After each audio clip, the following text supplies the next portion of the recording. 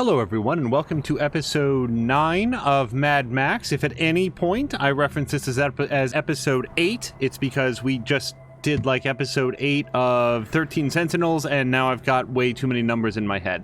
Now, last episode we spent a lot of time talking about a movie. I should warn everybody I'm going to touch on that very briefly just because there was some feedback about the review, but for the most part, let's sort of get things underway here.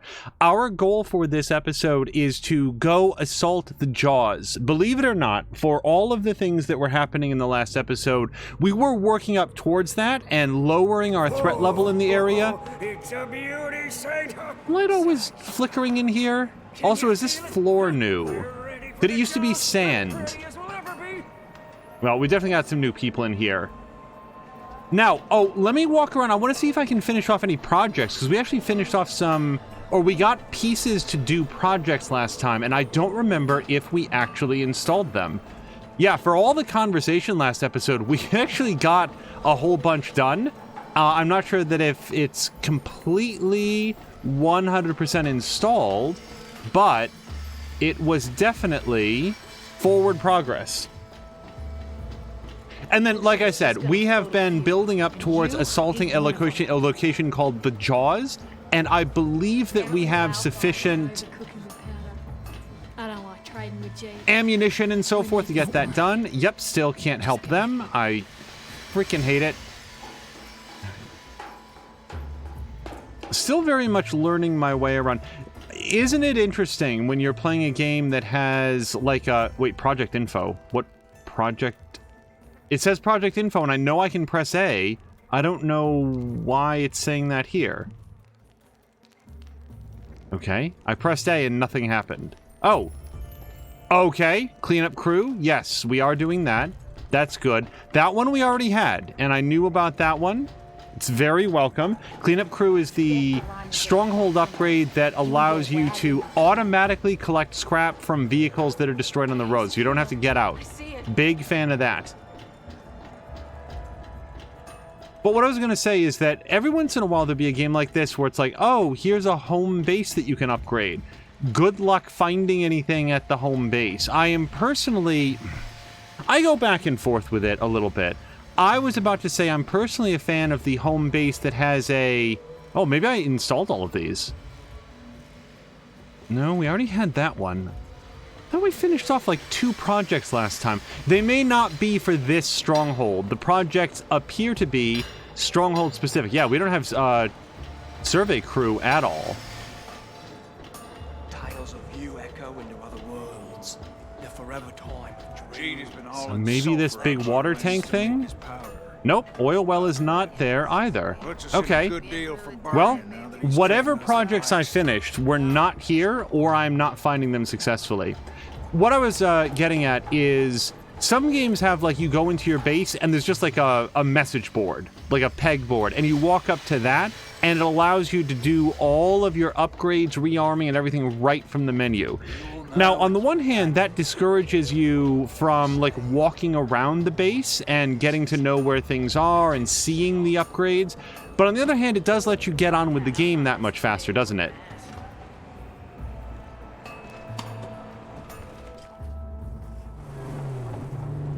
Okay, let's stop. So this is where we are. Now, if I select the other base, Jeets...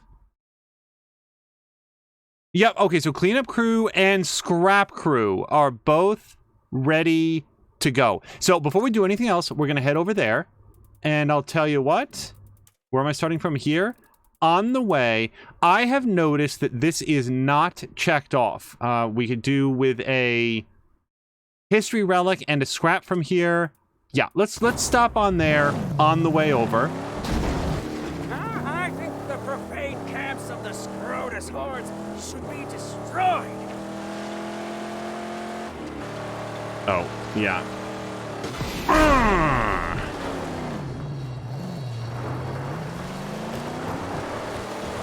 Okay, so can I, like, do something about this? Really like to get this guy off. All right, eat this. No, he's still on. Okay, fine.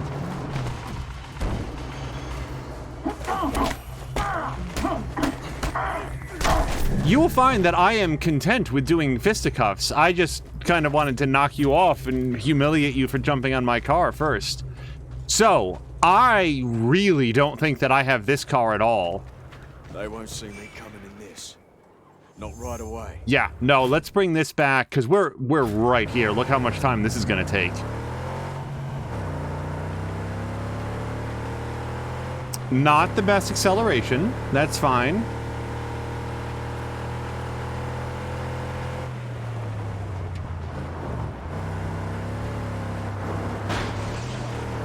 Way back on the original Super Nintendo, all the way back there, my favorite vehicle on the first F-Zero game was, I don't remember the name of it, but it was sort of this squat circular purple ship. It was sort of shaped like a flying saucer, and my memory is that it was piloted by a guy from Russia. I could be mistaken on that, but it didn't handle the best, and it didn't have the best acceleration, but by God, it had the highest top speed.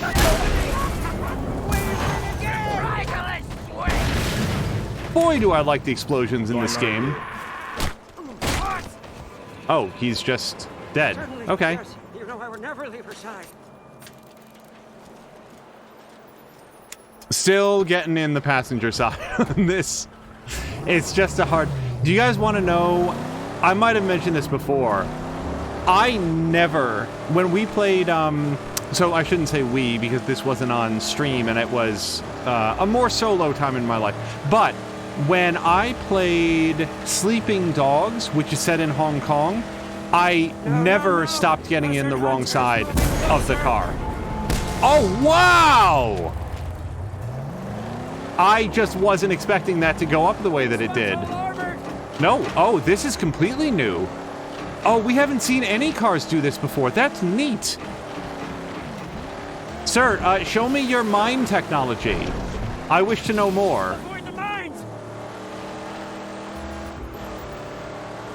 No, he's gone. He's gone. All right. This led us to where we wanted to be. I'm not going to wander too far afield. But yeah, 20, 30 hours of Sleeping Dogs, don't worry about it. Still getting in the passenger side of the car. So, have I just straight up never been here, or did I come here and fail to see this fairly prominent yellow door?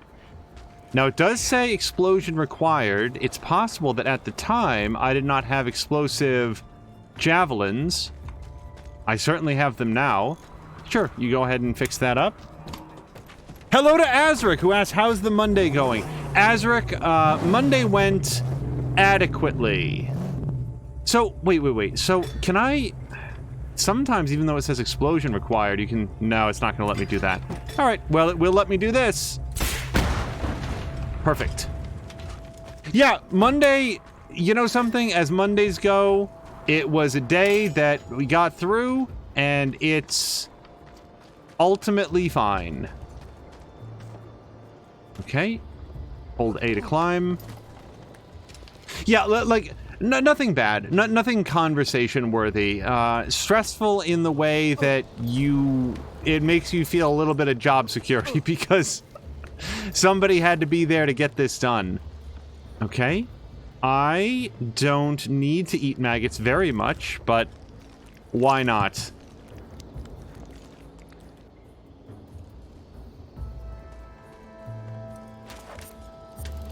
Okay, now we're still looking for one history relic, and I don't know that I have... Now, this is lit up and steaming, and it may be perfectly happy. So, how do I... There we go. The answer was you just push in the direction. If we have had any previous examples of sidling in this game, I don't actually remember them. It feels like a new mechanic. I see the balloon.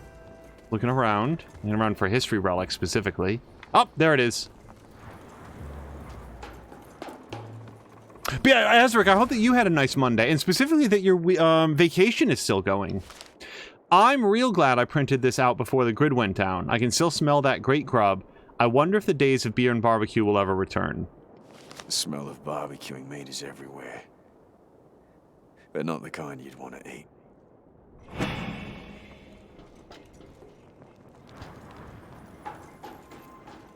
The original pitch for this episode title, as we do here on Twitch TV, was going to be some light cannibalism, and now I regret not listening to the person who recommended it, because it would have been great. Okay, let's ascend.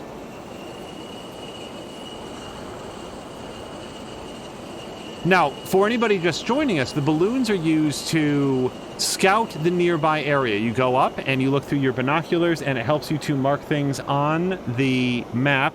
Chivalry's saying, maggot surprise. The surprise is we ran out of maggots. The ship. It looks peaceful from afar. But not seaworthy. Oh, Max, what would you know about seaworthy? Azric is saying, yes, Monday didn't go as planned, but nothing bad. Loving the start of my second week of vacation. And then he says to Chivalry that I hope is all is well. Okay, good. Oil pump camp.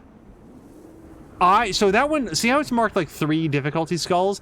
I don't actually know yet what my character should feel confident in doing. Oil transfer camp, wow. Yeah, I definitely have not been up in this balloon. I'm still confused about the first couple, not the first couple, the very first balloon site we went to was fine. Then the next couple that I went to was like, oh, you have to fuel up the balloon. And I tried it with kerosene, and I tried it with a Mr. Fusion. I tried everything that I could think of, and it just wasn't going to let me fuel it up. And then, just random surprise, then one day it did let me fuel it up with just a random tank of gasoline. And I don't know if that was a game progression thing. Okay, well, hopefully that's it. Can I check the map? Well, it's checked off green, so I'm going to call that a success.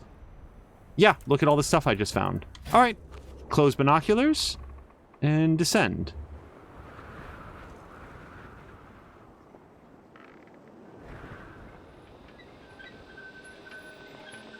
Yeah, Azric, gosh, what were we just talking about with the...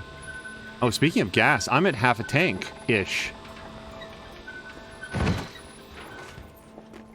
Azric, we were talking in somebody's stream with you about the streams that you are doing in like multiplayer games. The reason that I did not pitch for Wolcen as a multiplayer game... We're fine, Chum Bucket. The reason that I didn't recommend Wolcen is that it's one of those games where it's like, the character building is complicated enough that unless you're playing with a group of people that have encountered that exact game before, it's like, all right, let me look at this. So this is a 2 skull. It's a 3 skull. All right, I'm gonna go down here and do this. And if we encounter that, what's it called? That convoy on the way,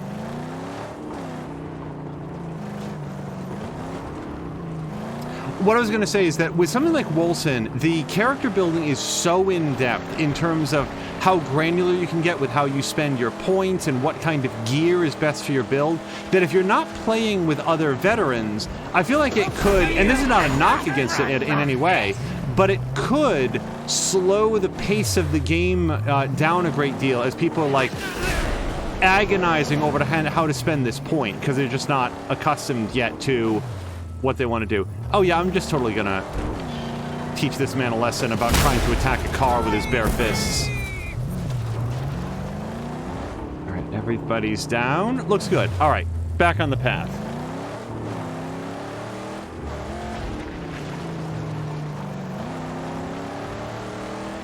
So Azric, one of the things that's been watched recently is a little television series called Twin Peaks.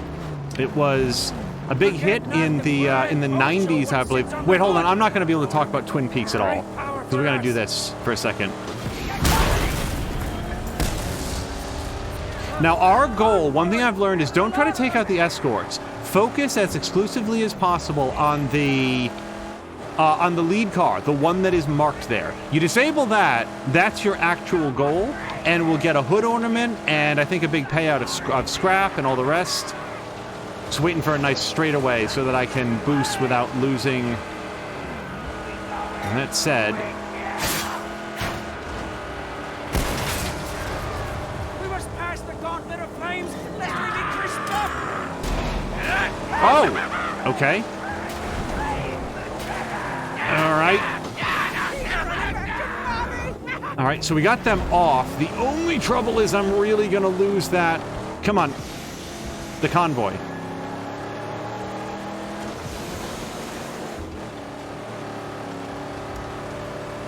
So the next thing that I say, it might be born out of just not, like it had to be a place and a time. Maybe I'm failing to recognize some of the creativity or off-kilter genius that went into it. I will say that from what I've seen so far, and we have not yet finished season 2 of Twin Peaks.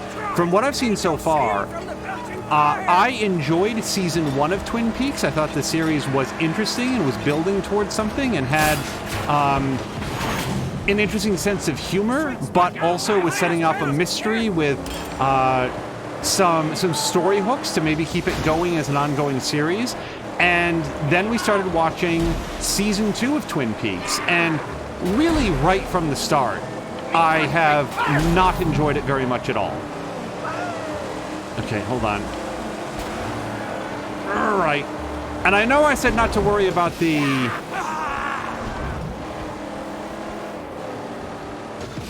lead car, or sorry, about the escorts, but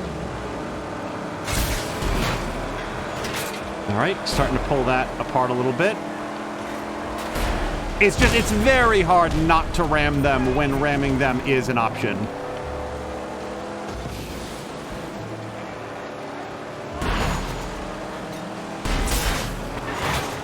All right, good. And, well, I mean, I'll take whatever you can give me here. I'll happily chuck that in there.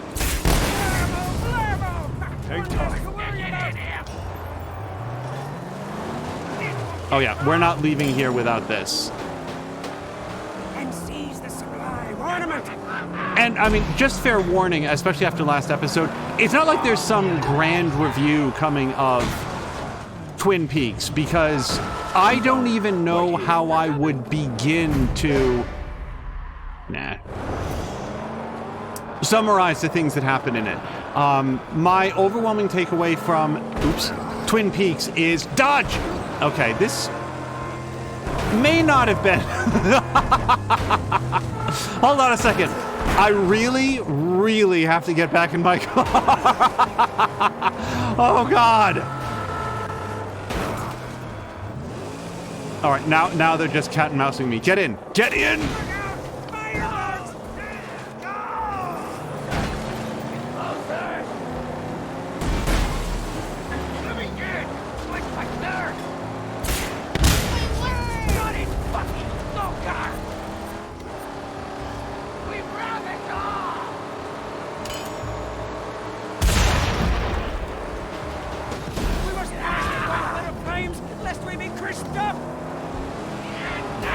They're really mad at me for taking out that convoy, and I can't blame them.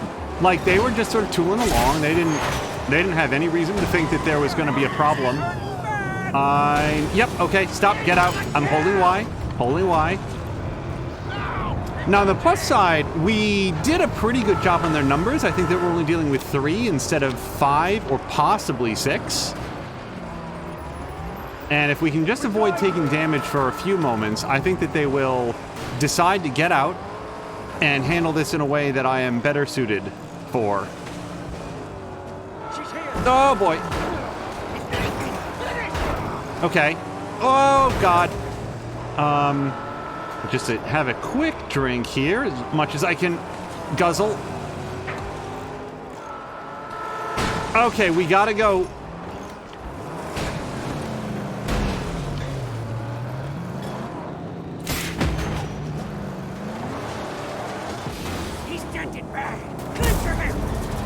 We got that guy. Oh, boy. I really do not want to die here.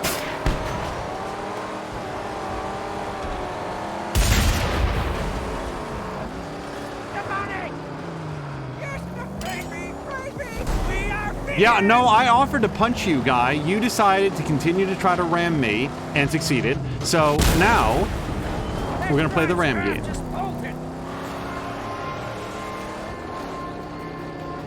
Okay. Oh, he's got an exposed gas tank.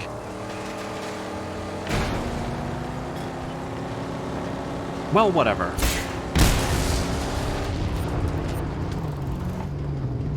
Okay.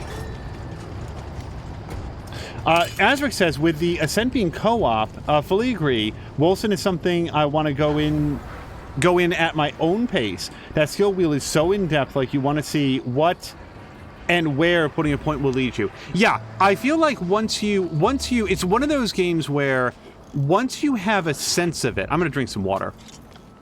Once you get it, and you're like, oh, and now I want to roll up an alt, then playing multiplayer, I think, would be a lot more viable, because you would sort of know, you would have enough sense of it that you could make your decisions fairly quickly and not hold up the group, and that way sort of keep the adventure flowing. That is, if nothing else, it is a big advantage that Diablo 3 has, because it is effectively impossible to make a decision in Diablo 3. There's not, once you level up a demon hunter or a monk, there's not much cause to ever do that class again. But on the plus side, you never have to worry about building a non-viable character, because none of your choices in the game are permanent in a way that will be punished. So I like to describe it. It sounds frivolous. Like, what's the point? You know, don't all the characters feel the same? Except they really don't, because of how much you get from your gear in that game. Wolcen is more like old-style Diablo 2, where, oh man. No, I mean, not oh man. I get to punch this man now. I just, you know, we could have handled it a little bit faster. Okay. And whatever this is... Oh, look at this rat! This is way better than my maggots.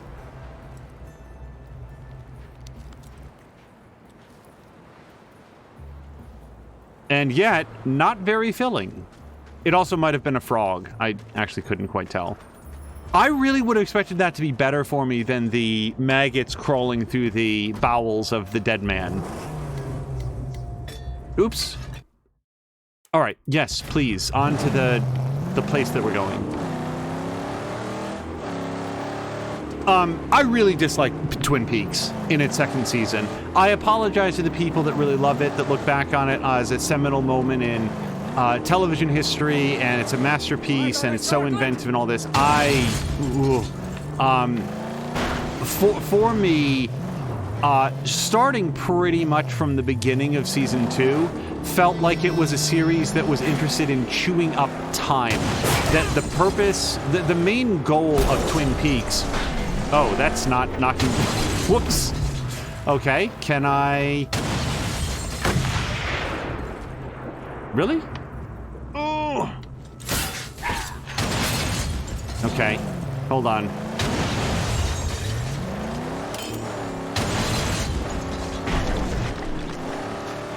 When I was much younger, back when Twin Peaks was much newer than it is now, but not actually new, a friend of mine had described Twin Peaks as a television series where a bunch of stuff will happen and you won't understand it.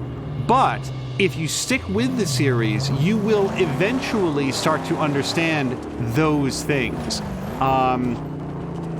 But the series will also, at the same time, introduce a whole pile of new stuff that you won't understand. So that's sort of like the hook that keeps you watching. As it answers questions, more questions will arise. I respectfully disagree with that assessment. I feel like Twin Peaks is a television series that introduces questions, especially in the second season. I really want to point out what a turn I felt like it took in the second season. It introduces questions and then assumes you will forget about them as it introduces additional questions and further questions and further questions. And then finally, because I'm not going to go on a big rant about this, What really bothers me about Twin Peaks is not the stuff that I don't understand because it is unknowable. It's the stuff I do understand and can affirm does not make sense. I'm looking at these pipes and I'm seeing, whoops, oh boy, hold on, that's really, no, don't do this to me, Max. Max, lift your arms over your head and pull up. No, okay. Oh, wait, maybe this isn't instant death. Usually falling down a cliff like this goes extremely badly, but this time I think we can work our way around. Chivalry was thinking of trying Diablo 3. Chivalry, I will raise my hand and volunteer if you would like to play some Diablo 3 together. We can roll up brand new characters. I will not be teaching you how to play the game because no introduction is necessary. It is incredibly user-friendly and approachable. Or, by the way, you can just play solo. Like, don't even worry about it if you would prefer to play solo. I can't even say that multiplayer is always the way to go in Diablo 3. I do feel like it's more interesting for me overall, but it's not like Azric. Oops. Yeah, no, I see it. I'm just looking for how do I harpoon restricted. All right. How? I can ram that. I'm gonna try to shoot this. No, it won't let me do it. All right, all right, all right. I can also throw an explosive grenade after it. I recognize this is probably a bad idea, but here we go. Oh, that was a perfect idea. Well, not great. I can see one problem with it.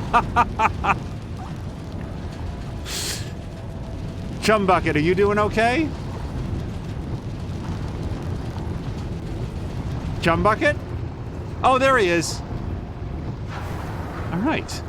Well, that works out great. And what goes better with a car fire than more gasoline?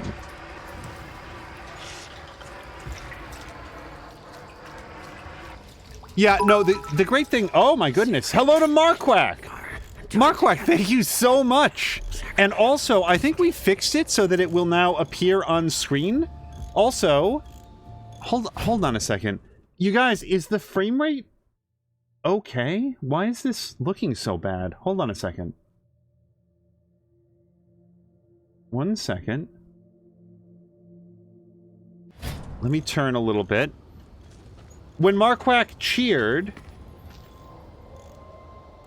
is the frame rate okay in the stream? If somebody can let me know about that, I would love to just confirm that, because it looks a little bit cruddy over here. But what I was going to say is that I think we finally fixed the issue where the alerts weren't, like, visually appearing, and especially in a game like this. You know, anybody who's going to do us the massive kindness of any sort of cheer, I would like to make sure get an opportunity to have that recognized. So, thank you very much to Marquak, who says it looks all right. I hope so. Yeah, I'm still need some food. Hey, there we go. Wasteland Gourmet. Eat 12 cans of Dinky D brand dog food. Meat and vegetables was that flavor. The alert did appear on stream. Not sure if it contributed to a slowdown of the frame rate. It shouldn't. It's just a text alert. I would be alarmed if it did.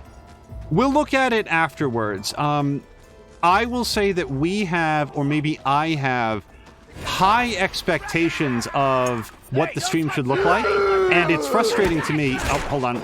It's frustrating to me if I look at the stream afterwards and I'm like, oh, that seems a little bit unsteady.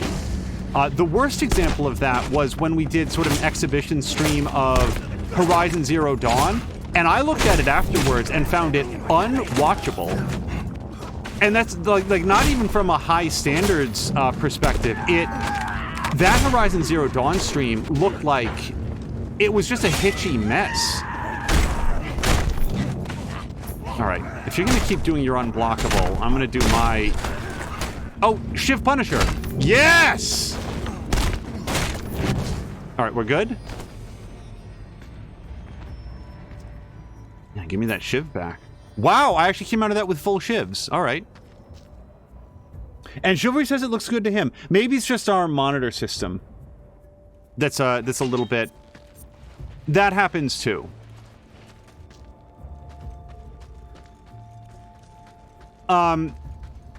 Now, I would like to give an example from Twin Peaks, which is a television series from the 90s, about what I mean when it's like, when I'm saying that, like, this doesn't, like even in a show that is quirky and odd and filled with unusual characters of indistinct motivations, that I'm still like, but this isn't how people work. If you are concerned about to be honest, I feel like I can deliver this without too much of a spoiler. But if for some reason you are overly concerned about Twin Peaks spoilers, what I'm going to do here is I'm going to pause the game and I'm going to say what I have to say. We'll try to make it as quick as possible, and that way people can mute, and then when they see the game unpause, they will know that I am done talking about this particular thing. So we'll try to do this in about 90 seconds or so. Oh, hold on. Let me get this first, because I don't want to forget this. Scrotus insignia. Hold the brake. All right. That's one less Scrotus in the world. All right, so we're going to do that right now. Give everybody a chance to dial down the volume. Here's an example of a thing from Twin Peaks that just really, really rubbed me the wrong way. One of the characters has recently been attacked by her vengeful and violent husband. He is now on the lam, he's out in the world, she doesn't know where he is, but she knows that he's out there and angry at her. This character then receives an unmarked, handwritten invitation that says, "Save the one you love and come to this location at this time." And she goes. I do not understand why she would go. She was recently attacked by her husband. She knows he wishes her harm, and she knows that she doesn't know where he is. This is a very alarming circumstance that strikes, I would think, very close to home for people in the real world, and it just absolutely beggars belief that anyone would say, sure, this unmarked invitation from a completely anonymous person with a vaguely menacing tone seems like exactly the way that I would like to spend my evening. And that's the kind of thing that happens in Twin Peaks. We're going to unpause. We're not going to be specific about it anymore. All right, spoiler done. No more spoiler talk.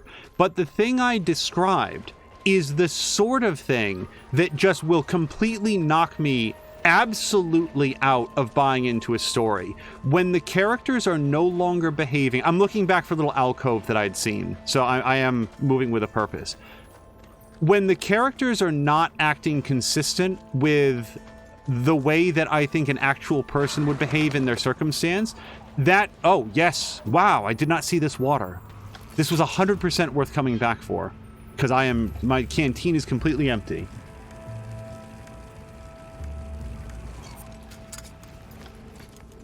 Yeah, once we hit that point in a series, it's very difficult for me to buy back in. And that is... This is not the way I came in. Okay, well, we're doing this now. Nah, that was on me. I did not hit the counter button at all.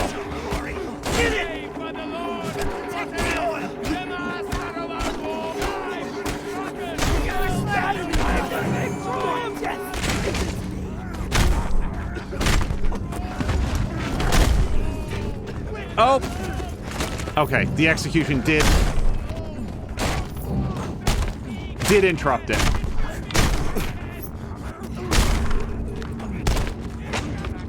Oh, okay, that one I legitimately missed. I've on occasion expressed... Oops, yeah, that one was on me. All those things I bawled at you. Probably could have done that at any point, but I figure if I can get good at beating up all these dudes when they are empowered, I'll never have trouble with them when they're not empowered. That's the way that I'm thinking about it. Explosion required. Well, if I had a explosive... What's it called? Javelin. I could do it there.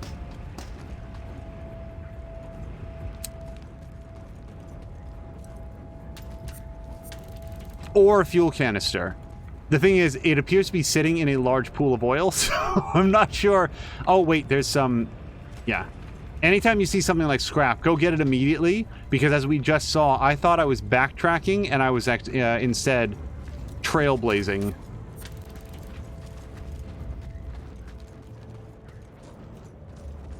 I should really go through and just buy every upgrade for the car. Hello to Suda Kitsune! Oh, who just raided over with the Fox fam! Hello, you guys! Thank you so much for coming over. We are playing some Mad Max, and a little bit on the side, talking about the fact that it turns out I'm pretty disappointed in Twin Peaks.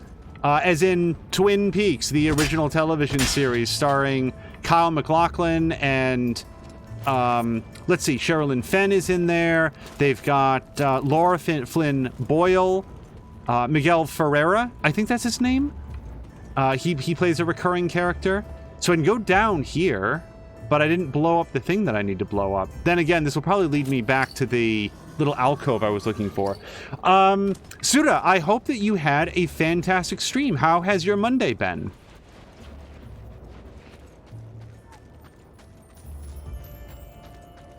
Oh, there it is. This is what I did see this on the way in and was like, oh, I'll check that out later. This actually appears to be a little secret way in. Yes, so this is not a new thing. It's just a little secret entrance that I could have used if I had known to look for it. Yeah, I am all for odd. I can support mysteries and unexplained elements. You know what? I'm going to pick this up because I can make the explosion with this if I need to. But, and yes, I do see this as well. Twin Peaks doesn't seem to have any interest in presenting a coherent mystery.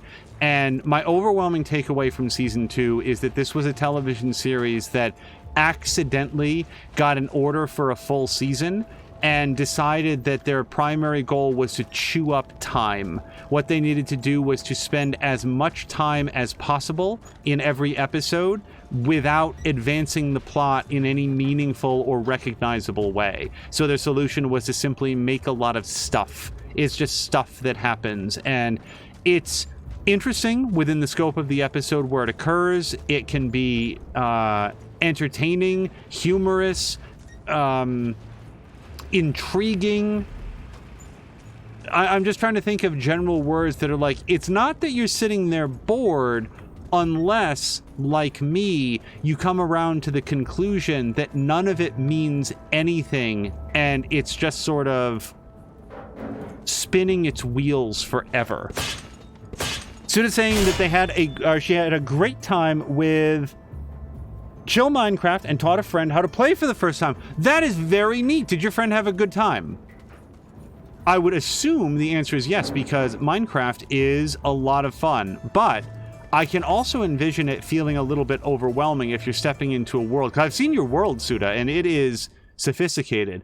So the sign reads, "The law is meant to be my servant and not my master. Still less my... Still less... I can't quite make that out. And my murderer. Still less... I'm going to try to rotate it. Maybe it says in the back.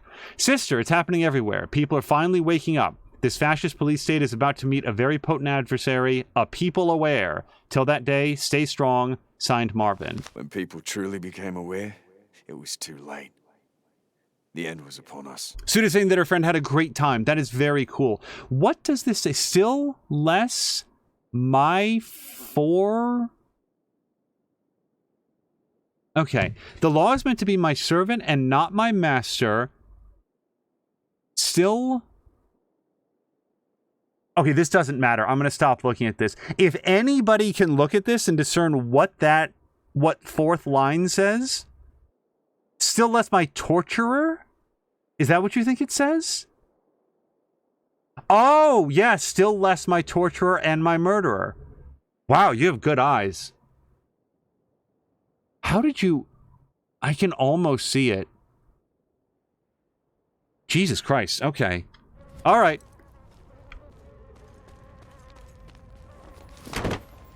I think it was the phrasing that was throwing me off. Hey, water storage! We did it. So that's at Gutgash's stronghold. Let's try to build that before we go. You guys, we have to make it to the Jaws. The Maw? It's called Jaws, isn't it? The Jaws? We've got to get there. Minecraft is a great game.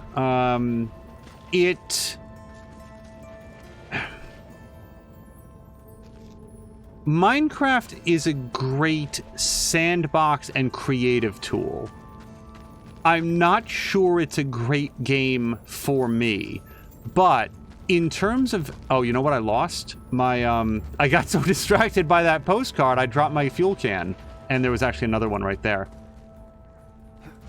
I have the most fun with Minecraft, not in creative mode. I don't like playing in creative mode.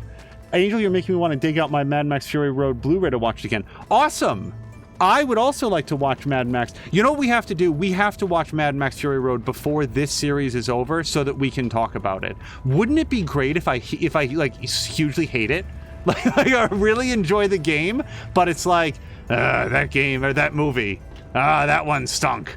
I so do not want to walk in this. So here's the conundrum. If I wade in there to get that next to the fuel pump, I don't think I can make it out before it explodes. So I'm going to stand on the edge here. We're going to throw it as far in there if we can. Oh, look at that throw. That was great. I didn't know he could chuck it that far.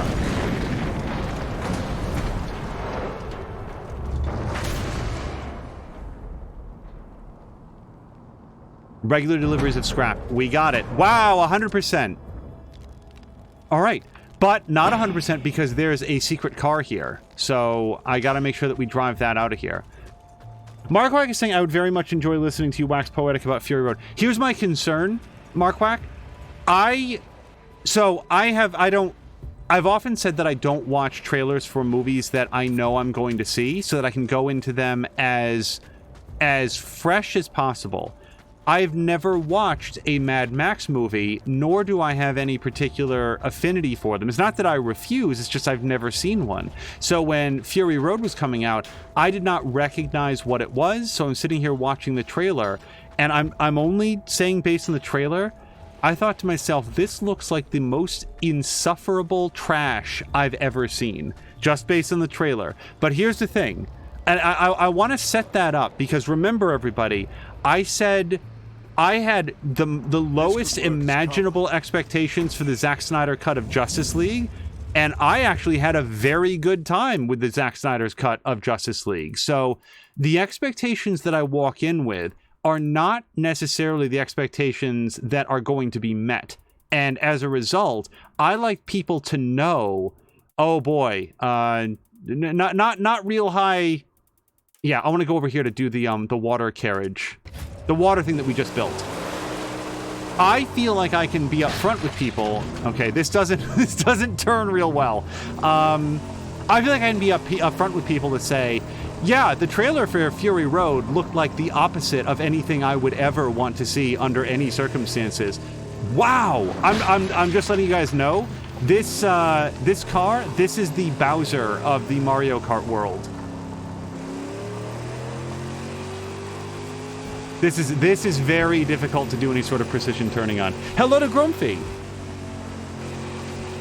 But I like sharing that because imagine if I get to come back and say how much I enjoyed it.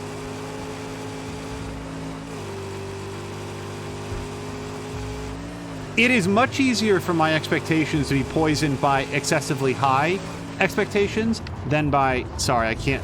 Oh my god, it doesn't even stop well. Than by low expectations. I went into The Amazing Spider-Man with low expectations. I went into Zack Snyder's Justice League with low expectations. I went into... What was that?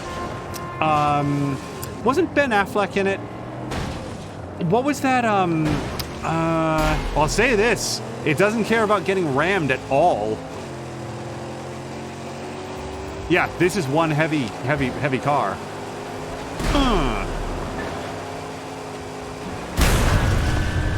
Did I win that? Well, I'm at half strength. Here's the thing, by the way. Chum Bucket is not on this car, so if it gets disabled, I think I just straight up lose it. Chat, what was the name of the movie about the CIA operation to get stranded hostages out of Iran by posing as a Canadian news team? What the hell was that one called? Because that was a very good movie, and I could not have been less interested in seeing it. I really liked it.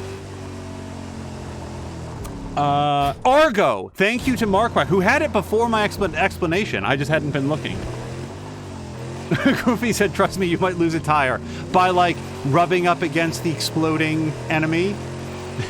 Some tire damage results. Yeah, Argo is very good. Like, you guys, for real, if you're not interested, go see Argo. What was it called? The Nice Guys? Was that the name of the comedy movie? Loved it. Couldn't have been less enthusiastic about seeing it. So I go see movies all the time that I don't think I'm gonna like, and sometimes I don't like them, and sometimes I walk away suitably impressed. So yeah, do not allow my lack of enthusiasm for Fury Road be heard as a condemnation, as a preview of what I'm going to think of it. I may come back and say I hated it. That's always possible. But hopefully I will be as impressed as literally everyone I've ever talked to about it. Oh, is that what that was? It wasn't a vehicle, it was a scrap delivery and a new vehicle. Okay. So let's go. So now we know. So this was like orange before. And now I can build this water storage project. Oh! Oh no! Grumpy, I did not,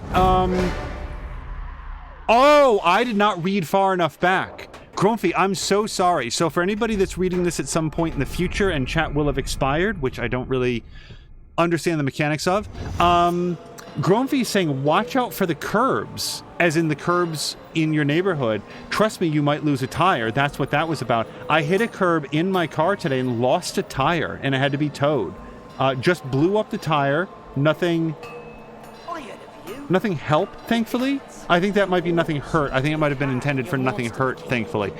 I'm very glad for that. I'm sorry for the disruption and what might have been a tow charge or whatever. I'm glad that you and hopefully the car are okay. No axle damage or anything. Yeah, I misread that initially, so I'm glad that has... Oh, was this the one that I absolutely positively could not find? No, that was this one down here.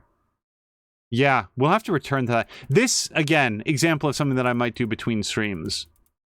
All right, I still want to go here and build those improvements. This time, we're going to stop and do some of these on the way.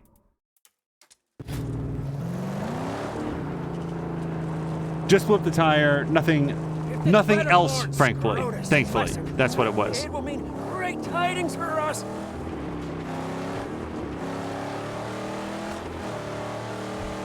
Yeah, here's the specific reason that I was unenthusiastic about going to go see Argo. I went to go see the movie, I believe it was called 13 Days. Did you guys ever see that? It was a movie about the Cuban Missile Crisis, which is... I will share that when the situation, especially politically, here in the United States, feels especially fraught and tense, I remind myself that we have, as a world, on a couple of occasions, actually been very close to open nuclear conflict. And the Cuban Missile Crisis is an example of something that if there was a high potential for things to have gone much, much worse than they could have. I'm not here to teach history. Somebody might come along, oh, it wasn't all that bad. Whatever. I'm just saying that, like, it is... Oops. sometimes it's helpful for me to remember that we've been through as a world some really, really tense moments in history, and that people living in those eras might have earnestly believed that there was, that the end was nigh, and things eventually came out less bad than they might have. So that's something that I think about. So anyway, I went to go see the movie 13, I think it was called 13 Days, which was about that, and I was absolutely bored to tears. Somebody might come in and say, like, and I was younger then, you know, maybe if I saw it as an adult, I would be more engaged. I could not believe that I was still in that theater, like, as it went on. It felt so much longer than it ever needed to be. I did not enjoy it at all. So it's sort of like set in my mind, maybe movies based on, like, recent... Like, when I say recent, like, within the last few decades, modern American history, just, I'm not really gonna like. And I had no particular interest in the Iranian hostage crisis or this particular CIA operation. But Argo got very good reviews, and we watched it, and I thought it was really good. If you guys have not seen Argo, recommended. Sorry, I'm trying to go get this scrap pile here. Looks like there's a little cave we can go into. I'm gonna park out here because I see smoldering bits. Oh, somebody hammered spikes out through this side. All right, I'm going to pull the car in a little bit further. We'll use an explosive javelin to get through that. Samlander doesn't think he's heard of Argo. Samlander, and hello to you. Yeah, Argo is starring, as previously discussed, Ben Affleck and probably others who I'm just not remembering right now. Okay. I'm going to pretend I didn't think that missed at first. What's in here then? If you get a chance, I would recommend watching it unseen, like without commercials and stuff. We done took this whole place, nothing left to grab, city empty after the big dry, berserkers rally to the boneyard, next stop, shopping mall, south. Oh, okay. And there we go.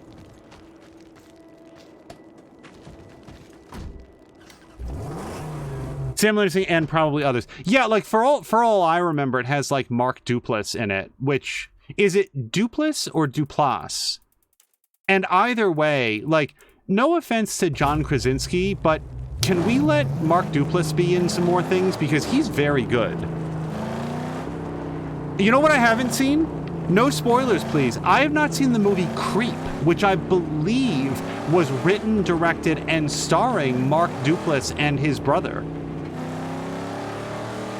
Hold on, do we... I want to go get this sniper.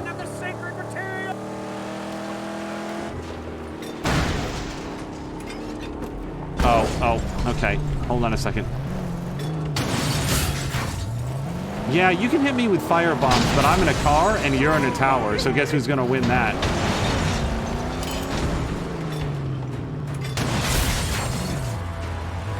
Okay, go faster. Oh, look, there's more people I can give water to.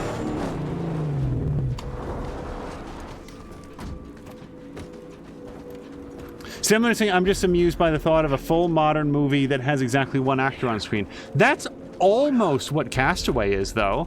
Like, I mean, there are other people... Oh, do I not have enough? No, I have enough. Here you go.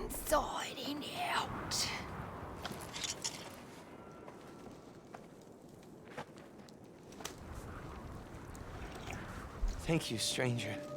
Oh, you guys, oh, God, I'm really having a fun time reminiscing about movies that I couldn't possibly have, like, for real. I can't believe... Oh, yeah, Sam Lander says The Martian is the same way. Good call. Yeah. But no, there's scenes back on Earth. Now that I think about it, there are other people in The Martian. The Martian is a good movie. That one I did want to see. What I was less enthusiastic about, you guys, I can't even believe I'm talking about this in a positive light. You know what I really enjoyed?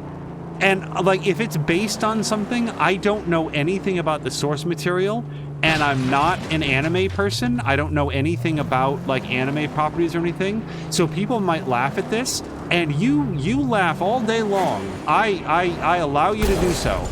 Alita Battle Angel. I really like that movie. Like, it looks terrible, doesn't it?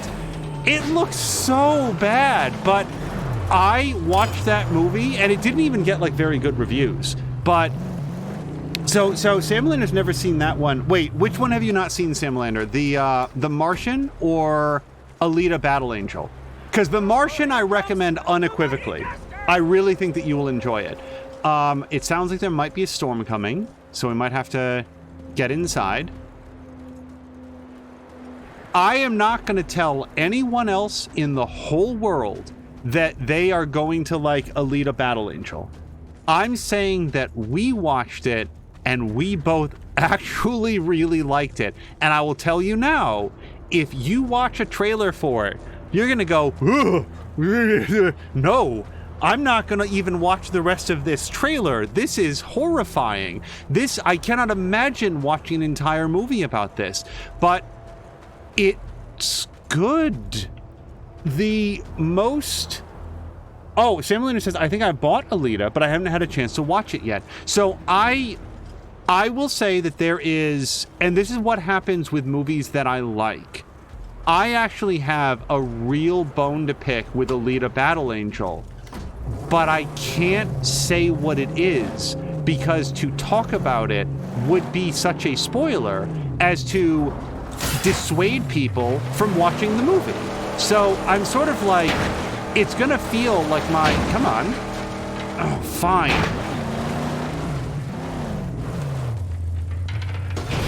There.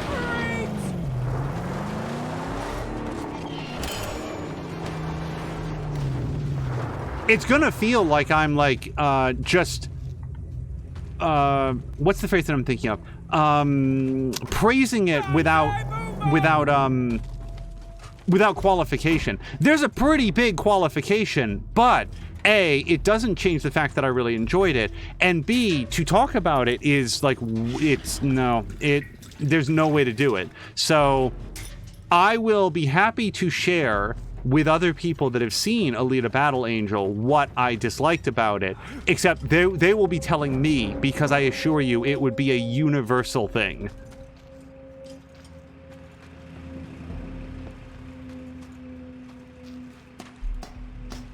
Yeah, God, of all the movies we've discussed, wow, Alita Battle Angel. I'm not even sure why we deigned to watch it, but it's a good example of give it a try. What do you have to lose? Hold on, we're going to, nope, I want to shoot that man, please. Nope, that man, please. There we go. All right, now on with the fight.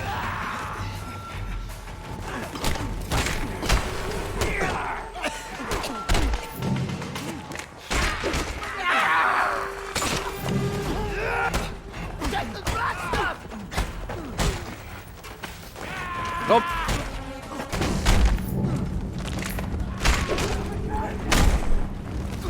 Oh, boo! I tried to use my gun.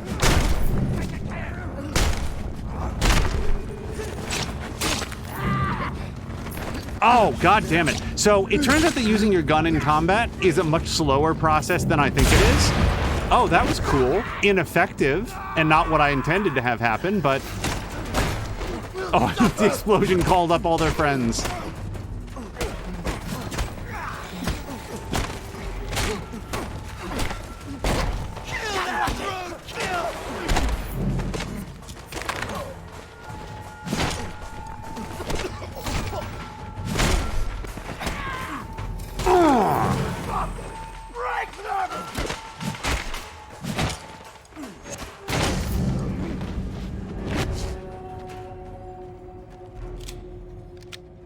Yeah, I kept trying to shoot people, and it just takes him a second to draw a bead on his target.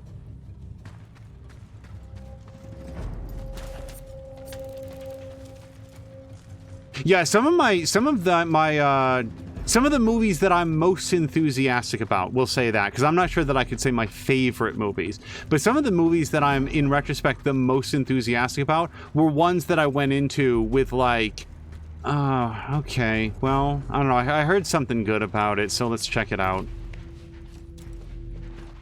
This is probably an exit, but I just want to see what's down the Coral Highway here. To be a secret way in. Wonder if we get to come down there. Oh, hold on. Think we might.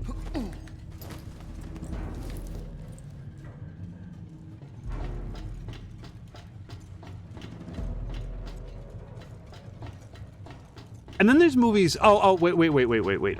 Before I wander on further down this path. So, just to finish out the talk about the beach, there were some people that commented afterwards, and they felt like I did the movie a disservice by skipping over that there had been a shark attack, and I really thought that we talked about it. But yeah, we just come down here. The point that was made that I would like to address is that the thing that caused the... By the way, we're still thoroughly spoiling the movie The Beach. I don't think anyone should watch it. Please do not watch it. And for that reason, I'm going to continue spoiling it. So for some reason, you want to see the 2000 movie The Beach starring Leonardo DiCaprio and Tilda Swinton, I'm going to talk about that movie right now, including the very end. So, spoiler warning. It was presented to me that the movie had been done a disservice because at like the 2/3 mark or something, there's a shark attack where we talked about the fake shark attack. Where am I relative to the rest of this base? There was a fake shark attack near the very beginning, which was just the French couple fucking around. Then there was an attempted shark attack that proved that Leonardo DiCaprio is such a badass that he can kill like a tiger shark or something with a knife and his bare hands, which I'm sure somebody could do.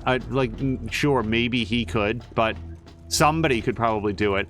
But then about 2/3 of the way through the movie, there is an off-screen shark attack where one man is killed and another man is maimed really badly.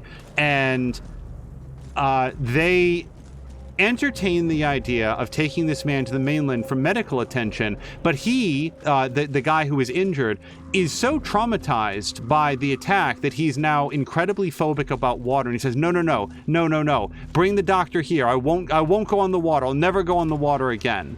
So the decision that's made is Goofy kills a tiger shark with his bare hands every week.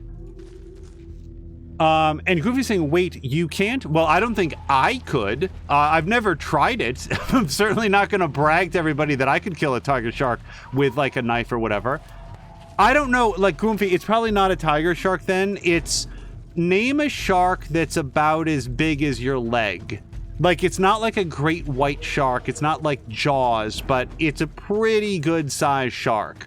That's the size of the shark. Anyway, shark attack happens, and this guy is wounded, and he doesn't want to go to the mainland because he doesn't ever want to go on the water again. So the decision is made to simply let him die. And it turns out that having a man who is slowly dying of blood infection over the course of multiple weeks is a big fat bummer, and it sort of harshes the vibe at Utopian Beach. And people were real, like, upset about this. It's like, oh man, this sucks. It's not as much fun to live on the beach anymore. And that had sort of like already, yeah, see, Max can't jump up there. No, there's no way you could lift up one arm and grab that rung. And the point being made to me in a private message is that it was unfair of me not to mention this, because the fact that the community vibe at Utopia Beach had already been sort of soured by this man screaming in pain and having to live outside the community in a tent, contributed to the fall of civilization at the very end. And my response to that is that everything I just described happened off screen. So it's not presented to the viewer, but rather explained after the fact that this is something that happened. We are told there was a shark attack. We are then shown one dead body and a rather perfunctory funeral sequence that, when I say perfunctory, it didn't mean anything because we were unfamiliar with the character and also went on a really long time. And then, like, the guy that was wounded is just sort of, like, over there. I didn't know that he'd been moved outside the community and was, like, living in a tent, because it spent so much time with Leonardo DiCaprio and his various exploits that it wasn't until the very end that we went back, like, oh, shit, that guy's still alive. And look, French boyfriend is actually tending to him. Why? So I just didn't feel like it played very much into the movie at all. And there was something else that somebody else had put forth as, like, you know, should have been covered or whatever. You know, somebody who had a higher opinion of the movie. And that's fine, man. If anybody liked that movie, they should continue to like it. And I'm not looking to tell other people not to like it. I'm telling them not to watch it, which is technically different.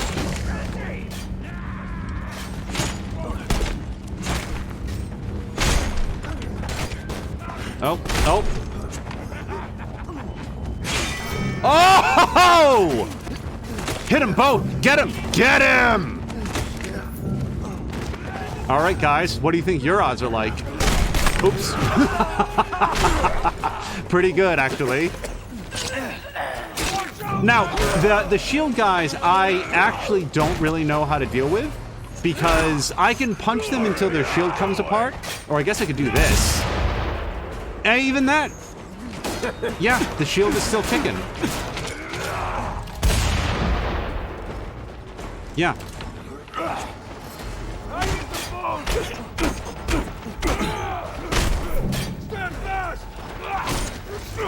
Oh, really? I thought you were down. All right. Come on. Let me get this. It's you. You're the one. See, I don't think that that's what you're supposed to do. Just like have this battle of attrition, but I don't really know what to do about it.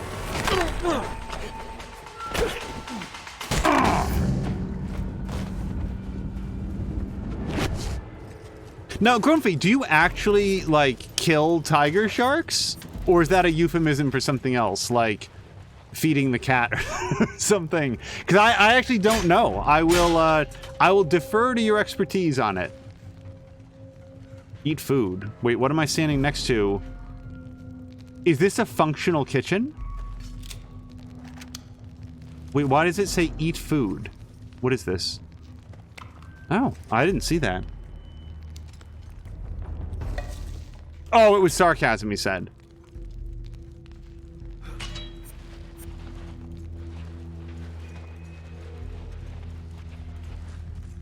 Okay, so we've got something red dotty over here. Yeah, that's through there. Let me just look around here, see if there's anything else that I can pick up. I did not look today. Did anybody... Hopefully Azric's still here. Has anybody heard from Tashir? Do we know if he's doing okay? One thing that was not known, or the case as of our last episode of Mad Max, was that Tashir was feeling very, very bad. We talked a little bit about it during our recent 13 Sentinels stream, but it is hard to live in the year 2020, 2021, and not feel a lot of concern when you hear that somebody has taken ill, because there's a lot of ways that can go real bad right now. So I would just like to, if we know that Tashir is doing better. Okay, Azric says that he's doing better and waiting on appointments. That is very good to know. Thank you for that update.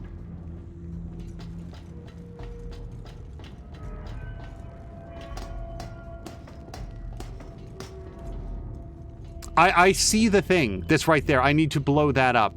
I can jump down to it. What I don't know is how I would get back up if I wanted to. Well, here's a zip line, so let me see what else is up here before we go down, because that's a one-way trip.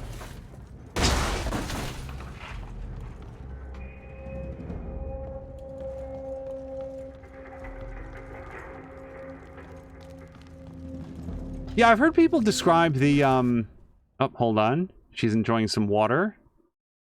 Well, maybe she's not enjoying water based on where it's going. Public notice. Sudden onset of fever and explosive vomiting of clear liquids in infants is an indicator that the child may be infected. Bring child and anyone who has had contact with child to quarantine immediately. So wait, there was also a plague of some kind. That's new. Okay. Like a body, every organ just shut down. Until the world was dead. I didn't know that there would have been a plague. I thought it was entirely an environmental disaster. Which, oddly enough, brings me around to another movie that I wanted to talk about briefly. So don't worry, we're not gonna... Like, the big breakdown, scene-by-scene description. That's not something that's going to happen very often. But especially if I like a movie, I don't want to give away too much about it. And that is the case with a movie that was, based on the credits, so I could be wrong, but I believe this was one of the productions that was put together by the people that went on to make Blumhouse Studios before there was a Blumhouse studio. And I could be wrong, because maybe it was produced by them. But I would like to say something about a movie called The Bay, which is not to be confused with The Beach, The Island, The Gift, The Box, or any of those other, the Lorax. No. This is called The Bay. It's also not, like, if you hear that, you might be thinking of a giant crocodile movie starring Oliver Platt. That is not the movie that I'm thinking of. Also, I don't know that that movie is called The Bay. It might be called, like, The Lagoon or something like that. Suffice it to say, there's a lot of movies with vaguely similar titles. The Bay... So, there's a big warning that I need to put out about The Bay. It is a found footage, I would argue a recovered footage style movie, but it's one of those movies where a lot of the footage comes from shaky cam. And when I say a lot, I mean nearly all of it. And when I say shaky cam, I mean that if you have any motion sickness issues at all with that style of footage, you are not going to enjoy this movie. Certainly not on a big screen. Whether or not it would feel more comfortable like at home, I will leave to you to judge, but it is at many points the shakiest of shaky cams. That said, if that filmmaking style doesn't give you pause, the movie is otherwise very well made. And everything that I just said about it, about being like very shaky and waverier stuff, adds a lot to its believability, to its verisimilitude.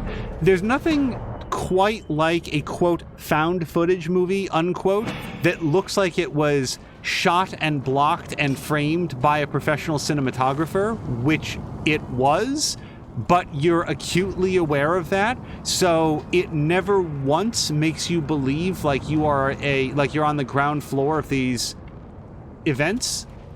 Oh no. Okay, so if I'm gonna get that Scrotus symbol right there, I need to come down from up there. Yuck. Okay, now we're gonna find out if I can get back up there. The Bay was directed by Barry Levinson. Jason Blum was one of the producers. Yeah, I couldn't remember the name of the producers, but I did see both Jason Blum and Oren Peli was in the credits as a producer or executive producer. I believe, and Mark Wack can set me right on this if he has the IMDb page up, I believe that Oren Peli is best known for creating a little franchise called Paranormal Activity. Now, he was a producer on this, not a director and not a writer, so I don't think he was a director or writer, so I don't think that he had that level of involvement in it, but it gives this movie a certain pedigree that I think reflects well on it. Now, Wait, why does this not feel right? I want to be up there. Okay, how do I get up there? Hold on, I don't want to go down this zip line. The bay is not Paranormal Activity. I am weighing... I want to be very careful not to say anything unwelcome about this, but I do want people to understand what it is and what it is not. It's not Paranormal Activity. You would find very, very few points of commonality between that or the Blair Witch Project or Diary of the Dead or anything else like that. The bay is... It's more akin to something like Lake Mungo, where it is a documentary stitched together from a bunch of recovered footage of a fictional event. Oren Peli is the Paranormal Activity guy. So what I'm saying is that there is a... Sorry, that was from Marquardt. So thank you very much for looking that up. There's a degree of believability and, again, sort of like realism to the bay that I found very appealing, that reaches beyond something that has a lot of supernatural elements and presents this sequence of events as something that you understand that you're watching a fictional movie, but it feels like it's something that theoretically could happen. Now, if Force was here, she would probably watch this movie and say, no, and like go down a checklist of things that are scientifically inaccurate in the movie. And understood. Like, I'm not saying that this is going to win a Hugo Award. Go up. Can you imagine if I hadn't found the hop button? I'd be stuck down there forever. But what I liked about the bay is that because it felt plausible. Oh, Cara Luna just came over. Hello to Psycho. Sam Leonard was already here. Jägermeister, Patikin. You guys, I hope that you had a fantastic time watching SnowRunner with Cara Luna. Cara Luna, I would very much like to touch base with you on the thing that you said yesterday in Mia's stream about the fact that they keep adding more DLC, but no additional progression to SnowRunner, which is just weird. That's very frustrating. Oh, not as frustrating as that was about to be. Also, I have to say, I don't know if I'm going anywhere meaningful anymore. I'm just sort of like following the path at this point. But hello to everybody that came over. Cara Luna, thank you so much for raiding. We are playing Mad Max. Oh, and now I can go down here. So, more specifically, now I can go up here because this was a droppable thing. So, what have I missed? Nothing except for 2 pieces of scrap. Nerds. All right, let me look around for 2 more pieces of scrap. I may leave this place and seek other activities, but I was just describing a movie that was directed by Barry Levinson. Is that what we just said? And executive produced by Jason Blum and Oren Peli, called The Bay, if anybody has seen that. Now, because I like The Bay, I'm not going to say anything spoilery about it, but I was just touching on the fact that it is made with a level of believability, both in the way that the footage is shot and the dialogue that's used and the way things progress, that by the time things sort of cross over into something that's like more movie-ish, I was on board with the level of believability that they had set up. And I enjoyed the movie a whole bunch. Now, things that you should not do. Please do not buy The Bay, okay? Don't go out and spend money to rent it on this vague and unfocused recommendation from somebody who does not know your tastes in movies. What I can say is that we recorded it off of a free movie weekend at some point in the past and watched it this past weekend, and actually we're pretty impressed. I will say this. It has a tight run time, about like 90 minutes. It's like 100 minutes or something. Again, I think that Marquardt may know. But if you've already closed the tab, Marquardt, do not open it back up. It is not a long movie, and yet felt like it went on maybe 20 minutes too long. So maybe have more plot or less runtime is my recommendation for The Bay. It's not a perfect movie, but I enjoyed it, and it was a horror movie that connected with me because it it touched on actual concerns that I feel like I might have about the topics it's about. And that is as specific I will be, and we'll move on. 85 minutes, Jesus Christ. And I still felt it was 20 minutes too long. I do not know where the missing scrap is. So the next thing that we do will involve probably going back to the car. Unless I find it on the way out, we are leaving here forever. Yeah, I have no idea. Oh, so yes, people were multiply saying blame Cara Luna. Killen said, I'd mean they'd have to add more stuff to unlock, I guess, so I understand them, but still. Well, see, here's the thing, Cara Luna. You had mentioned, if I remember correctly, that in SnowRunner, a lot of the things that you unlock as you level up are more upgrades, more cars and stuff like that. And I understand that, like, you might reach the end of the planned progression loop and it would be difficult to add additional things that are better or noteworthy. But why not add things that aren't noteworthy? To me, like more cosmetics.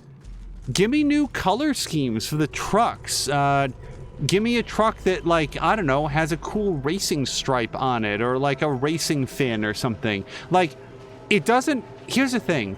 They've kept people looped in on progressing in Overwatch for years, and they don't sell any gameplay changes to that. You can't unlock new characters by playing the game. You don't unlock additional skills. You unlock emotes and skins for your characters and voice lines and stuff like that. So in the world of SnowRunner, shit, like, let me replace my pickup truck with one that operates the same but looks like a different pickup truck or has a different color scheme and stuff. Carolyn is also adding that there are some upgrades and trucks found in the maps and stuff like that. Yeah, I'm just saying, like, give me anything to unlock, and I feel like people will feel more rewarded. For example, I don't need this scrap, but I feel rewarded for finding that. Can I find one more box of scrap? Because that would sure put the capper on this. I can! Ha-ha! That's it. We finished the whole zone.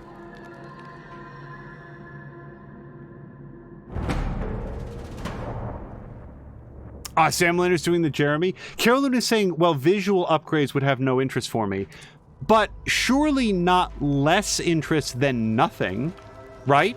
Like right now, leveling up, like there's no leveling up at all. So even if the thing that you unlock is like, I don't really care about this, I'm just pitching the idea that at least it was something.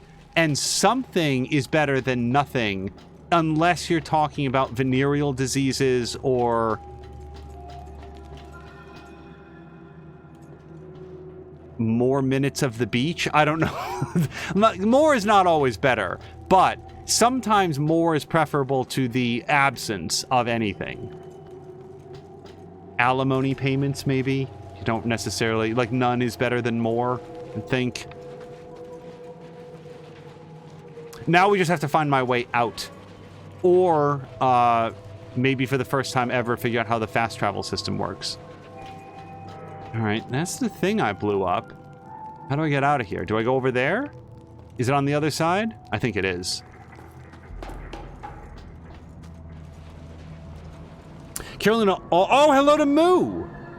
Carolina says, I almost finished my area 2. Took quite a bit longer than I thought initially. Hey, as long as that time was spent having fun, then it all worked out great. I love it when I think a game is going to be short, but I'm really enjoying it, and then it turns out that I get a lot of it. Moo says it depends on which... It depends on which side of the alimony payments you're on. Very true.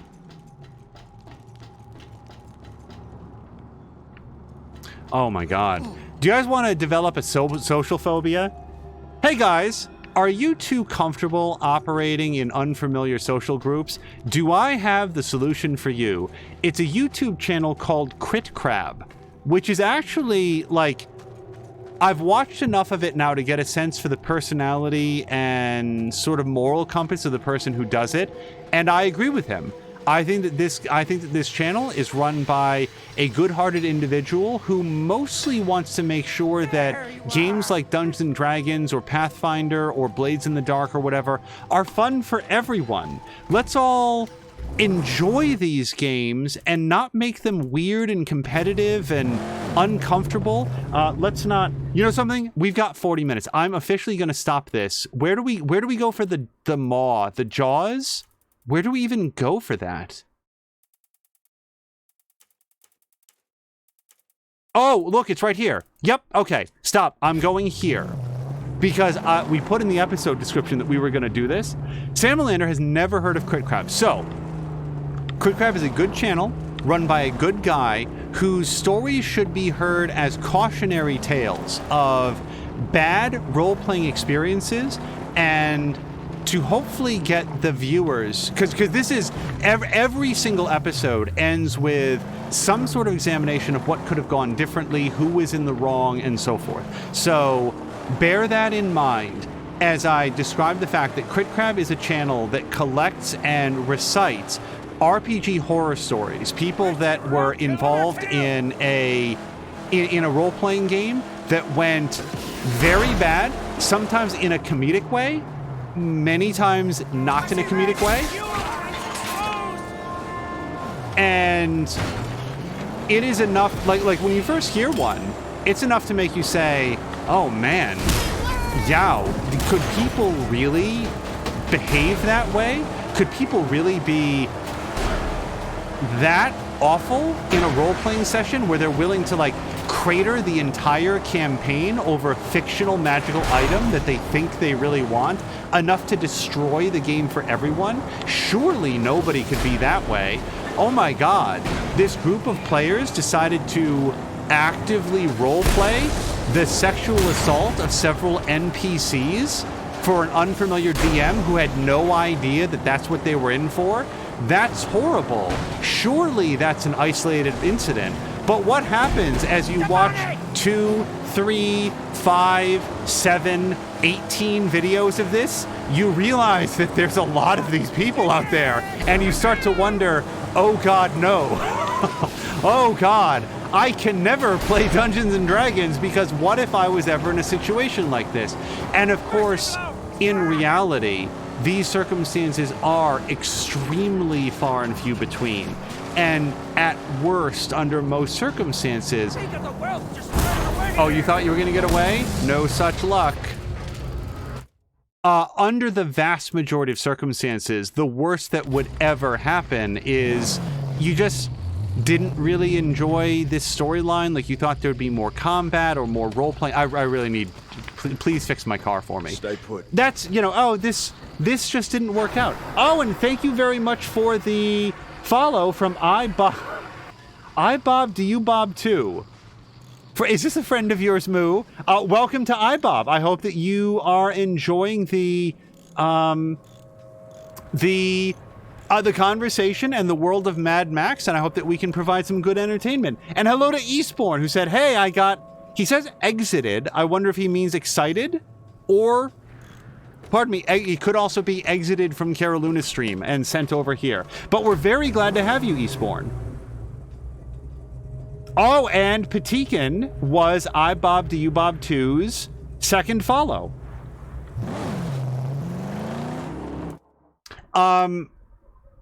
So, yeah, it's mostly tongue-in-cheek, as I say that watching Crit Crab can give you a new social phobia. Understand that the stories that you hear are uncommon and maybe even apocryphal, but holy hell, some of the stories that he tells. And as Caroluna says, yeah, RPG horror stories, it's exactly what it is. I don't know if the stories told are fully accurate or presented fairly and in a non-partial way. I would wager that many of them are probably not, and that there might even be another side to the story that we're not getting. Nonetheless, I do feel like there's some value in the cautionary tale aspect of it. Hold on, I think that we can split some scrap with this person. Oh. Hey! Don't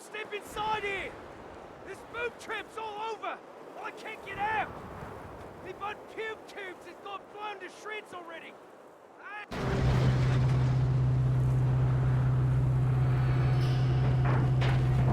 Okay, well, I had nothing to do with that, so... Apparently, I was parked on a mine. Now, here's the thing. We cannot clear the minefield here because we don't have the dog. The dog would help us do that.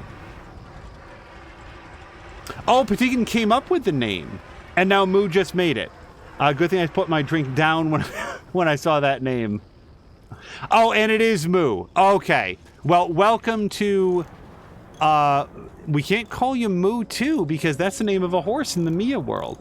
Mistyped looking for Caraluna, and now there's a streamer Caraguna. Oh, mistyped looking for Caraluna. You guys, I just said Mistytept because I misread mistyped. Oh, Samalander. Oh, he was just saying time to go and get the pupper. Yes, there will... You know how we're probably going to deal with the minefields? At one point, go get the dog and then drive around and do all the minefields because I am disinclined from going all the way back. What is this that it keeps... Yeah, I don't want to do the death run. I want to go do this. Yeah, okay. I'm just going to go do this. We're not going to stop any... Because we've got half an hour until Kyber Shards. So I want to make sure that we do this. And speaking of RPGs, Kyber Shards is the live actual play that's being done by the Geek Pantheon. Philip... Oh, shit. Philip, Casey, RA, and Sorry BTR. Oh, wait. Oh, God, I want to stop and fill my water up. We're going to go do the water. You guys, it's an open world game. I morally cannot drive past this marker. It would be irresponsible. I won't be able to give water to the wasteland survivors, you guys. All right, come on. I have limited time, buddy, so let's do the howling. I know! That's... Okay, I broke my streak there by Ying when I should have A'd.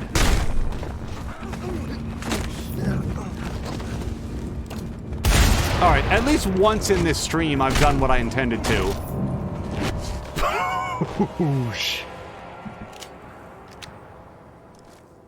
Wait, did Caraluna leave?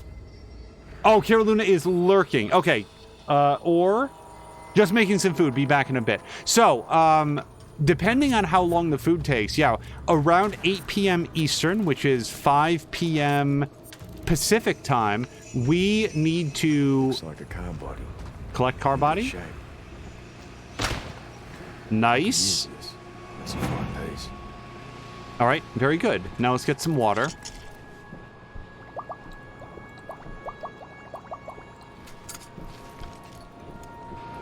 Yeah, sorry. There's like it always takes me a second to remember who's in the Geek Pantheon because there's...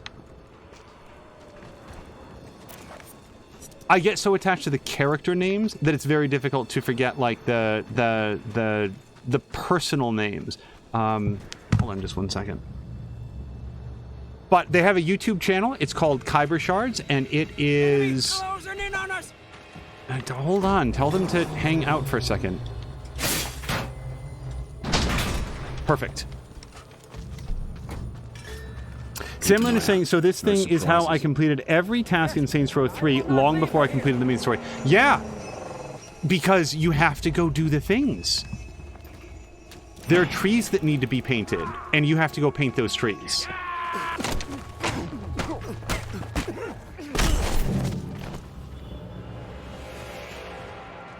Okay, are we now done in this area?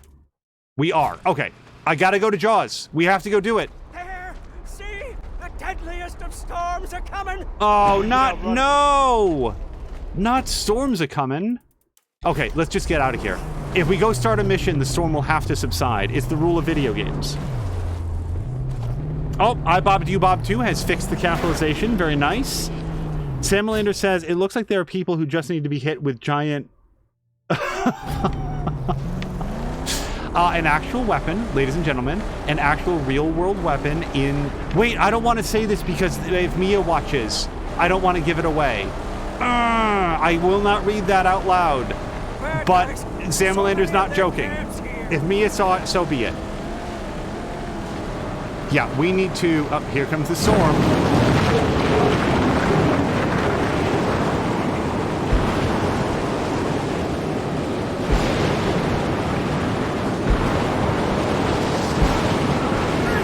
Oh, well...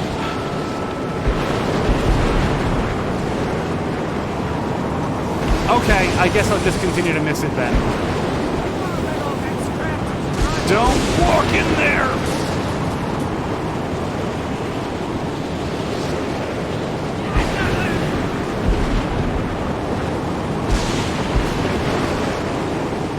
Sorry, this degree of sound, more than the fighting, more than the car combat, this degree of sound really makes it difficult to focus on and talk about anything. An ancient lady of war and racing.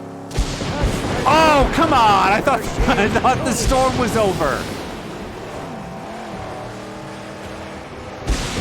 All right, now we've just got drier lightning.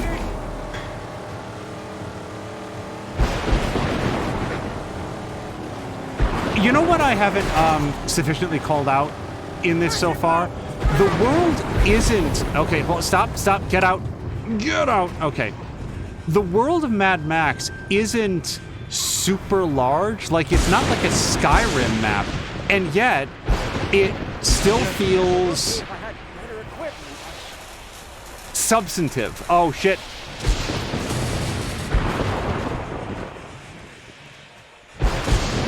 Yeah, so you can see where the lightning's gonna strike. As long as you... Are you done? Alright, we need to get to where we're going. Go!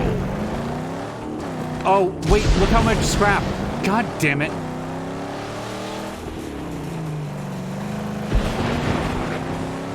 These boxes, you guys, they're worth so much scrap. Do it. Faster. Harder. Better. Oh, wait, there's so much more. I don't know why I got back into the car. Get out. Uh-oh. Oh, boy. It incinerated all the scrap. God damn it!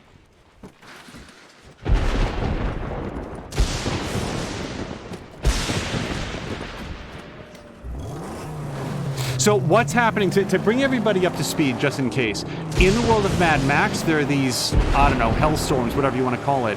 But in the hellstorms, to add a little bit of a gameplay incentive to do something other than just reload the game, there are these boxes that'll come out, and they're usually blowing around in the wind, but if you can harpoon one, break it open, not get hit by lightning! Fucking asshole lightning, god damn it. When I pick this up, look how much scrap we get. That's 135 scrap. The average car combat that we do gets us like 10 scrap. Ugh, go back, back.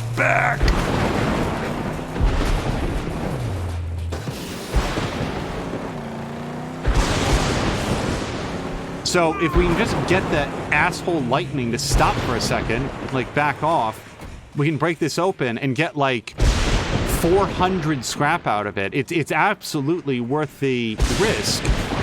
It's just getting it done before everything gets vaporized. Get it? Get it? Get it. Get the thing. Okay. I do, no kidding, I actually really do like the fact that the lightning will destroy the scrap. Okay, please get inside. Psycho says, flashbacks of playing Final Fantasy X, forget the name of the land with lightning like this.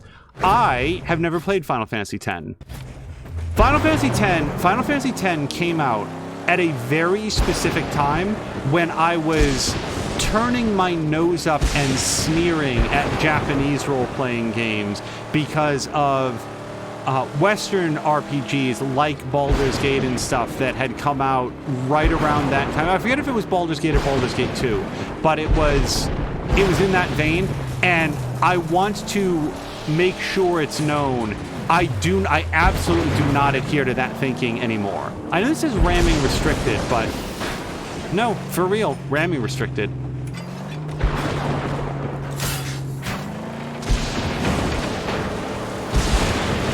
Okay, hold on. We'll just get turned around here.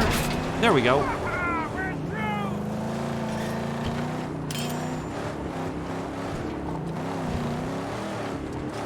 There it is. The jaw and its blood-soaked fangs. Every time I see it, my gut will shrivel with fear. Oh, no, that's bullshit. I didn't want to jump over that. Sticks are coming.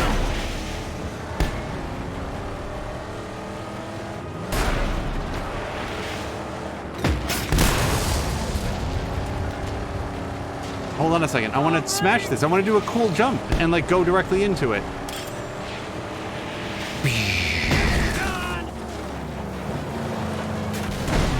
Oh, whoops. I went to look at chat.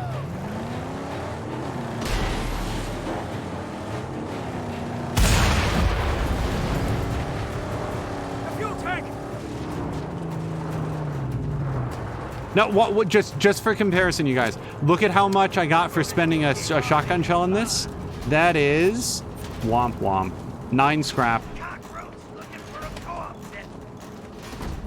Yeah, no, I have in the years since then enjoyed many Japanese RPGs, and some might argue that the game that I'm playing right now separately is 13 Sentinels. Some would say that that is an RPG. I personally consider it a little bit more of a strategy game with RPG elements and a lot of visual novel stuff, but the comparison is there. Moo says, every time I experience a thunderstorm from now on, I'm going to be thinking that asshole lightning. Hey, we had a wild thunderstorm here like a couple of weeks ago. You could not look outside for longer than 3 seconds without a flash of lightning. I do not know what this man is technically attached to. I like to think that he's impaled on the rear hood ornament. All right, so... Oh, yeah, don't pull that next to me, please. So that didn't work quite the way that I'd wanted. Let's see if we can maybe...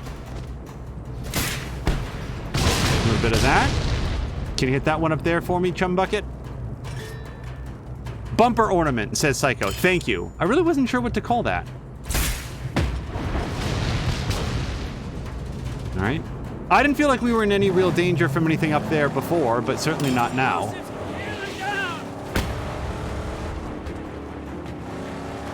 Oh, this one is vulnerable to being blown up.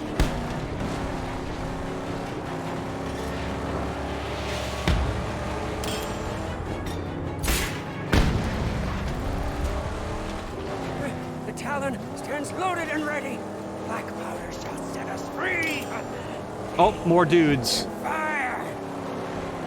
All right, let me see if we can... Oops. Let me see... Oops. Got his gun on us.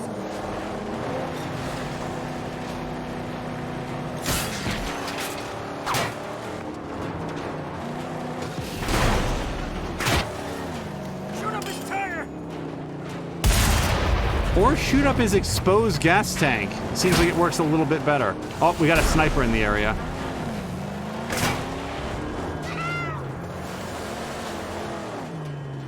Is it worth... Oh, wait. No, it actually isn't. It actually isn't. Get back in, Max.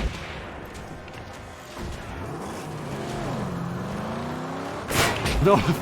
I look at his lives, bottom left-hand corner. That little red sliver. That's how many lives that he has. Is this outside of sniper sight? I feel like it should be, and I really want to drink some water, because otherwise the next glancing hit that I get will be the last. Moo's asking, there's a rear hood? That's the best description I could think of in the moment, so yes. Similar says most things are vulnerable to being blown up. Isn't that the whole point of ablative armor? That, like, it sort of chips away? It doesn't attempt to absorb the like kinetic force of something like an explosion or a bullet or an artillery shell, but rather to deflect it by sort of like chipping off some of the armor in a way that doesn't damage the overall whole. I don't know why I suddenly got on this, but I kind of feel like, isn't that relatively His shooting days are over. resistant to explosions? No, I want that man. That man. Okay, we'll get out. We'll do a punch fight.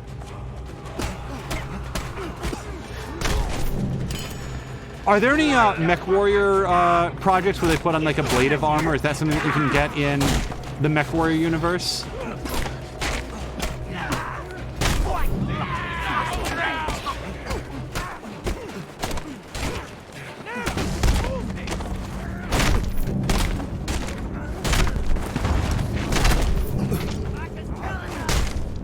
Oh, bullshit! I don't know why that. I countered that hit.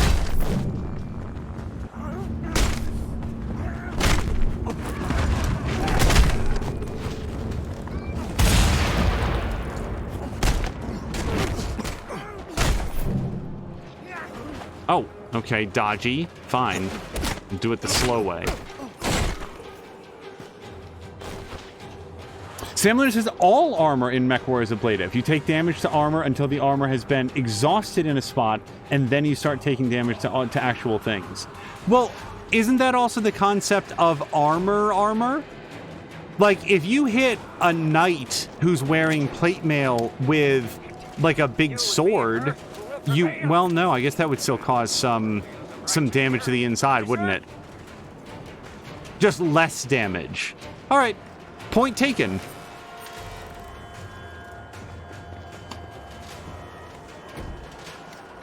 Most tank armor doesn't wear the armor, it deflects off the armor.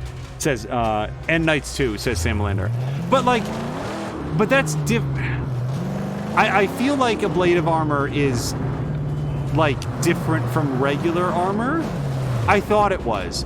It's one of those situations where I feel like I'm rapidly proving that I have no idea what I'm talking about. You know what my foundation for knowledge is here? In Star Trek Voyager, at one point, they upgrade the ship with ablative armor, so it's better able to accept incoming explosive damage because the armor just sort of like chips off and falls away in small amounts, as opposed to like trying to absorb the kinetic shock and taking a lot of damage in the process. All right, pull down the jaw with the harpoon. We got it. Hold tight. The jaw is finally destroyed, and the road into the Dead Barrens lays open. The V8 is in Gastown, but to get to it, I might need the help of Pink Eye. The Dead Barrens. I've never as... No, hold on, he's talking some. I knew the magnum opus would see us through. Oh, wait, no. Put that back in. Where can I find this woman called Pink Eye? Look to your map, Saint. If things are as bad as in the Great White, she'll be under terrible pressure from Gastown war parties. Then we'll do the same for her as we have for the others.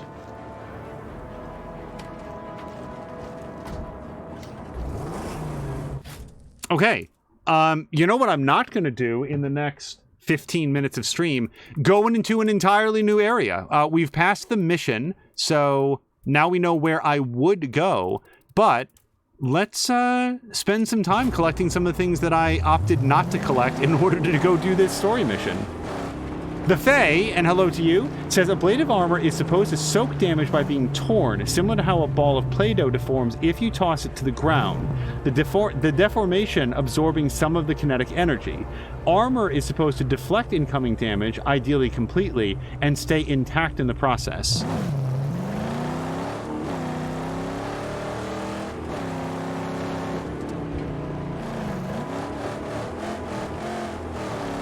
All right, we're gonna go, yeah, I think we're just gonna overland this Your car does go slower off-road, but... Oh, and you know who else we have to see? We have to go see Griffa. It's pretty much a law of these streams that we need to get to see Griffa every once in a while. Yes, thank you for the explanation. And hello to Jägermeister, who's also waving hello to the Fae. Did I... See, again, when we have a large group of people that come in, I'm always concerned that I either didn't see someone or that they were just lurking until this moment. Jägermeister, how has pickleball been? Did you get a chance to play this weekend? Pickleball, based on your description, sounds like a sport that I could enjoy, which is not... Do not hear that as a sport that I would be good at or would be easy. It just sounds like something that I could really learn to enjoy and would be very good exercise in the process. For people that don't know, and Jägermeister, do correct this if I'm wrong, but it's kind of like tennis, except on a smaller court and played with a wiffle ball, right? So you're still like there's a lot of running, but it's not at the speed of squash or tennis. It's a little bit more comprehensible for those of us who don't fancy learning to do the bullet catch. Like where, oh, destroy the wire hinges that keep the balloon anchored to the ground. Okay, that's new. And I assume I have to get out to do that. Yeah, let's go do that in the car. Kirillun is saying, oh, wait, what's this? Kirillun is saying, wait, enjoy or learn to enjoy? I feel like I'd probably have fun with it from jump. Which, again, is not to say that I'd be good at it, but it sounds like it would be something that I would enjoy learning, for sure. The Fae says, well, if your employment doesn't play to win, there's not a lot of running. Well, it would be with me, because I'd hit that ball all over the place. Steering wheel is located? It cannot be alien to one sent by the angel. So, you test my faith? Well, test and test. Let's grab that. And that. All right, now we can balloon.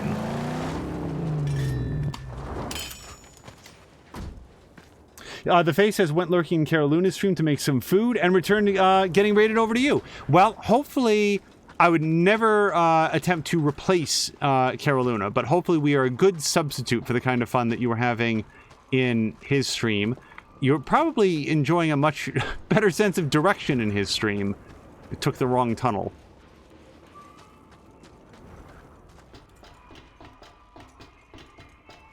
Kirilluna says, I've been ballooning for years. Should probably eat less. Oh, for a second I really thought that you meant like hot air ballooning.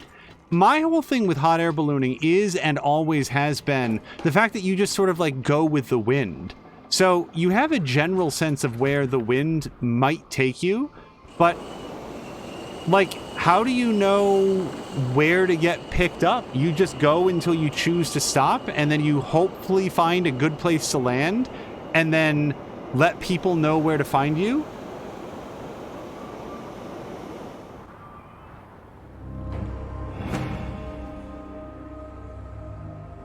Oh, it's very humid where we are. Moose says, we used to have neighbors who owned a hot air balloon. Like a commercial thing that they would do events in, or just like in their backyard, like they were Balloon Boy. Hey, that's something we haven't reminisced on very recently.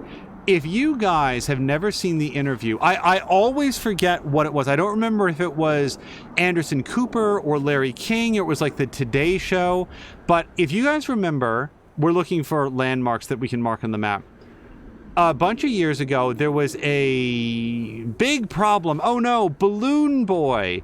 And this, quote, inventor, unquote, had built a large hot air balloon and had planned to give it a test flight, but then he reported to the authorities, oh no, look out, my son, little Griffin, or whatever his name was, had snuck into the balloon and presumably fallen asleep. Oh no! And now he was up in the unmanned balloon with no way to control it. This is going to be the topic of national and even international news, and certainly get a whole bunch of eyes on our family and how quirky and inventive we are.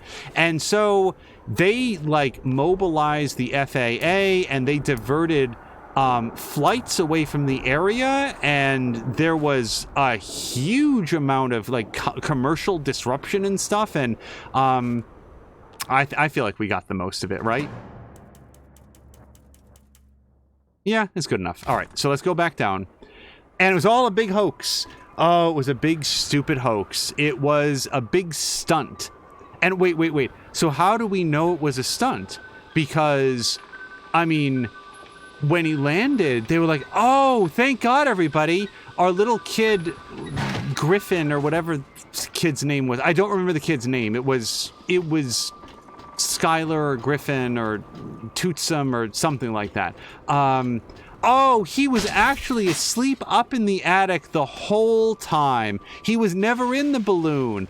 Golly gee willikers, but, well, our family sure is entertaining, isn't it? And, immediately the questions began. Wait, he was asleep up in the attic? Why was he in the attic? Oh, he just likes to explore. Okay, when you were looking for him, did you look for him in the house? Oh, of course we looked for him in the house. Did you call out for him? Oh, yeah. I guess we probably, yeah, I guess we would have yelled for him. That's what a concerned parent would do. So, did he sleep through that? This doesn't make any sense. So immediately those kind of stories begin. But the family was so confident in their, I don't know, the fact that those hard-hitting questions wouldn't come up or wouldn't matter, that they started having to answer these questions in the middle of live interviews with people like Anderson Cooper and Larry King and others. And forgive me for not remembering exactly which person was interviewing them, but it is... hold on, no, I wanted to get this. There's a moment in one of these interviews where they made the eternal mistake of, if you're going to lie to the media and commit arguably multiple felonies in the lies that you're telling, really cause a big crisis that is expensive and disruptive and makes you legally culpable for all of those situations. Maybe don't put your 6 or 7 year old son on national television to answer questions from the press, because the person interviewing asked the little kid directly, so did you hear your family yelling in the house? And he goes, yes. So why didn't you come down? And he hesitates and he looks at his parents, and his mother, who's of course very concerned about this, says, yeah, go on, tell them, why didn't you come down when we were all yelling for you? And he says, well, because you said we were doing it for the show. And there's a beat of silence all around as the family realizes, oh, we don't even get to pretend that we believe in this anymore. And then the mother goes, Falcon! Thank you, Mark Quack. The kid's name was Falcon. And the mother goes, no. Remember your lines, Falcon. But of course he doesn't, and it was all a big hoax in the hopes of getting a fucking reality television show. And the thing is, I'm not actually mad, me personally, about them diverting flights out of the area. If people missed important appointments, reunions, medical consultations, there's all number of reasons why a person might be on a flight. Yeah, you should really be angry about that. But I don't know that those things happen. So I'm hesitant to get mad on behalf of fictional people, hypothetical crises that might have occurred. I don't know that I can do that. But what I can say is that when a dipshit like this falsifies a hoax centered on child endangerment and then reveals to the world that it was all a big fake lie that he was doing to get famous, it makes the people exposed to that lie harder and colder and less likely to engage with another crisis. We are all stripped just a little bit of our humanity when we are exposed to people who lack the humanity to understand that by playing on people's emotions and their sympathies and their general sense of humanity, that when we betray that, we strip it away from them in little bits and shreds until we all as a society become conniving and hard and suspicious of one another. And that's what makes me angry about that. It is no different than, to me, it's, you know, like faking a medical condition to get donations, that might be a longer con, but it's the same sort of thing. It makes people less likely to believe in and donate to an actual person with real medical bills if they gave some of their limited supply of money to somebody else who they then find out ripped them off. That's what bothers me about that. So yeah, I do enjoy that moment when Falcon rips the mask off of his family and exposes them for exactly the shysters they are. And when I say family, I do mean the parents here. Let's be clear. Falcon, the 6-year-old or whatever, is not responsible for this scam. He went along with what his parents told him to do and would never have conceived of something like this, much less participated in it. So, like, on his own. So, anyway, that's me. That's me getting up on my soapbox. We're going to continue to have fun car driving adventures, but yeah. Don't rip people off and lie to them, man. It just makes it bad for everybody. Anyway, let me read through some of the things that Moo had said. They did events and things. Oh, of the people with the hot air balloon. We'd drive by and see the garage open and they'd be working on the equipment or basket or whatnot. Well, thank God they kept it well... When I was younger, I didn't think that I would be that distressed by the idea of a hot air balloon, but now as an adult, if anything, my fear of heights, I was about to say concern of heights, but let's call it what it is. My fear of heights would be greatly exacerbated, and I don't think that I would enjoy being in that little tiny basket, soaring several hundred feet up into the air unless I was physically tethered to the basket by something. I think that if I had a rope, like a bungee cord, tying me in place, so if I somehow managed to go off the edge, I would only die of a heart attack and not an impact, I feel like I could maybe enjoy the trip there. Like, that might be okay, but just standing in that basket, I am tall enough that would be really be a question. Oh, I'm out of time. Shit. Oh, okay, I have to stop. We're at Griffa. That's it. We violated the rule. I cannot stop at Griffa because it is time for Kyber shards. So I'm going to do autosave. We're going to do a save right here, overwrite it. And with that, we are going to find somebody fun and exciting to raid. But I would invite everybody to come to Mia's Discord. She's going to be showing the latest episode of Kyber Shards, which we're going to do a live watch party. It's a great time, you guys. These actual stars of the show up. They're there to answer questions. If you've missed any episodes, they'd be happy to catch you up. And I look forward to this watch party every single day. So with no further ado, let me just get out here. I would very much like to open this up. And we are going to go find somebody to raid right this minute. But then we are going to see you in Mia's Discord in just a few seconds. Oh, look! Moo is actually live right now. Raid, I, Moo, do you, Moo, too, because especially if what I see is correct, Moo is playing Alan Wake. And Moo, I didn't get a chance to talk to you live during your previous episode, but we were lurking, and I really enjoyed the episode.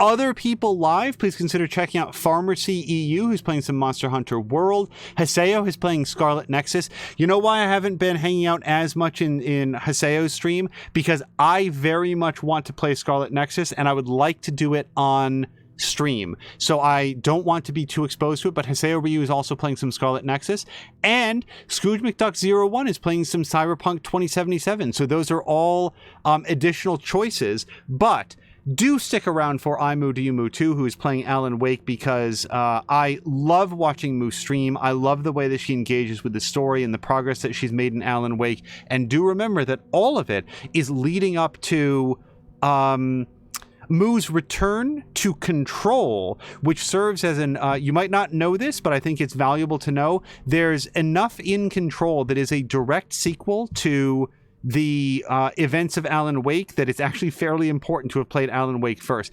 Once again, thank you so much to Marquack for the cheers. Thank you to Cara Luna and Patikan. Wait, I'm not sure if Patikan rated. Thank you to who was the other person that rated? I'm so sorry, I'm gonna forget because I'm out of time, but for real, I will look back and thank you in the next stream. Until next time, you guys, thank you so much, and I hope you have a great day.